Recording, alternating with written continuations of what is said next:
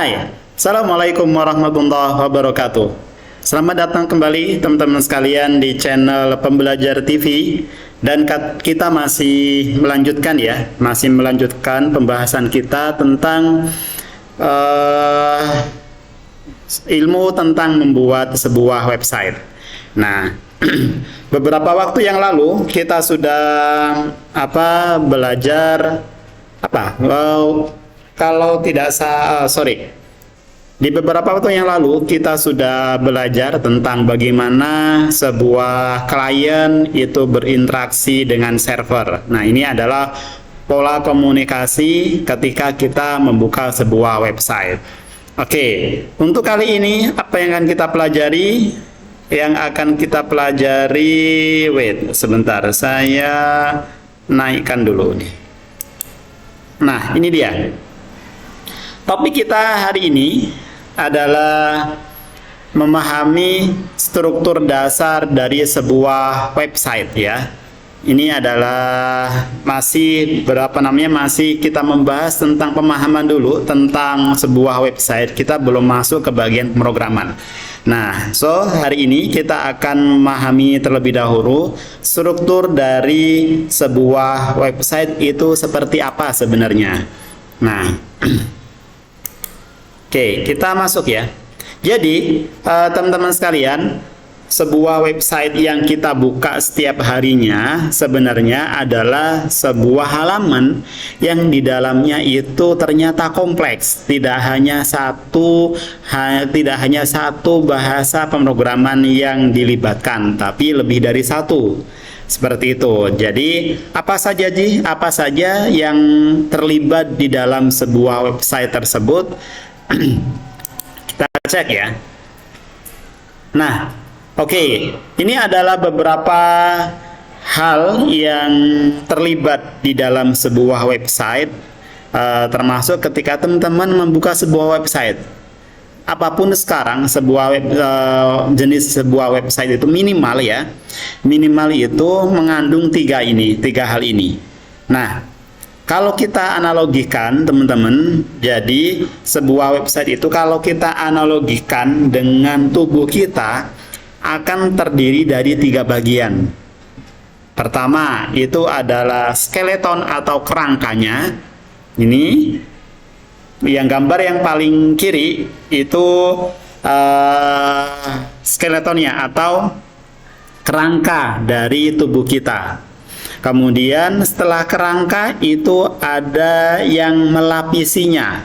Nah, lapisan inilah yang membuat kerangka itu menjadi enak dilihat. Kalau hanya kerangka saja itu akan seperti something yang mengerikan gitu kan. Nah, biar yang tidak enak dilihat ini kemudian menjadi enak dilihat, maka dibungkuslah dengan kulit, dengan baju, dengan aksesoris yang macam-macam. Nah, setelah itu agar bisa berinteraksi ya, manusia ini agar bisa berinteraksi kemudian bisa melakukan kegiatan, maka yang terlibat itu adalah JavaScript. Nah, jadi ada tiga komponen minimal ya. Yang pertama itu skeleton atau kerangka, kemudian pembungkusnya, kemudian something yang membuat tubuh ini bisa berinteraksi atau melakukan kegiatan. Nah, kerangka tadi teman-teman itu diambil oleh dikerjakan oleh HTML. Kemudian pembungkusnya tadi dilakukan tugasnya oleh CSS. Kemudian untuk softwarenya atau sesuatu yang smart di dalam tubuh ini diambil oleh JavaScript. Nah, itu adalah kerangka dasar dari sebuah website. Kalau teman-teman bertanya, loh, bagaimana kalau kan ada tuh bahasa pemrograman website, benar? Seperti PHP dan yang lain-lain. Loh, ini berarti letaknya di mana? Nah, itu adalah di bagian brain-nya atau sesuatu yang membuat sebuah website menjadi smart. Nah, Itu sebenarnya sih akan ada dua jalur ya sebenarnya teman-teman. Nanti akan insya Allah akan kita bahas apa namanya keterlibatan apa seperti PHP itu ada di mana. Nanti insya Allah akan kita bahas.